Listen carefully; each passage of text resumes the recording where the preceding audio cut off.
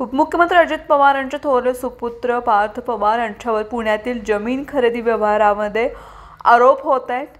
या जमीन व्यवहारावरून विरोधकांनी रान उठवले। अजित पवारांच्या राजीनाम्याची मागणी विरोधक करत आहेत। वावर राजकीय क्षेत्रामधून संतप्त प्रतिक्रियाही उमटत आहेत। या प्रकरणामध्ये ज्येष्ठ समाजसेवक अण्णा हजारे यांनी प्रतिक्रिया दिली। या प्रकरणातील दोषींवरती कडक कारवाई करण्यासाठी सल्ला मुख्यमंत्री देवेंद्र फडणवीस यांनी अण्णा हजारे यांनी दिला असल्याचे सांगितले।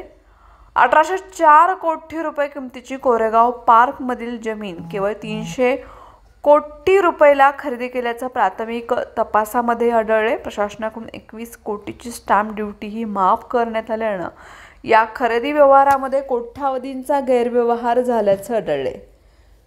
असा आरोप शिवसेना उद्धव बाळासाहेब ठाकरे पक्षाचे नेते अंबादास दानवे यांनी केलाय। गुरुवारी राज्याचे उपमुख्यमंत्री एकनाथ शिंदे यांनी राळेगण सिद्धी येथे अण्णा हजारे यांची भेट घेतली। शिंदे यांच्या भेटीनंतर अण्णा हजारे यांनी पार्थ पवार जमीन व्यवहारावर प्रतिक्रिया दिली। एखाद्या मंत्र्याचा मुलगा चुकीचं वागत असेल तर तो मंत्र्याचा दोष आहे।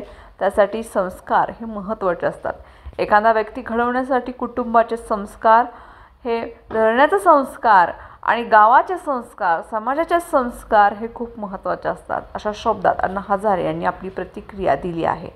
अशा प्रकरणात राज्य सरकारने विशेष धोरण आखलं पाहिजे, ज्याची अंमलबजावणी केली पाहिजे। असा विषय हे फक्त कारवाई करून थांबणार नाही। सरकारने अशा प्रकरणात कठोर पावलं उचलणं हे गरजेचं असून दोषींवरती कडक कारवाई केली पाहिजे। पार्थ पवार आणि दिग्विजय पाटील यांच्या 2 लाखांचं भांग भांडवल असलेल्या अमेडिया या कंपनीने तब्बल 1804 कोटी किमतीची जमीन फक्त 300 कोटीत खरेदी केली। ही जमीन ती महारत्नांची ती अमेडियानं खरेदी केली आणि महारत्नाची जमीन या अहंस्तारित असतात, तरीही हा व्यवहार कसा झाला असा प्रश्न विचारण्यात येतोय।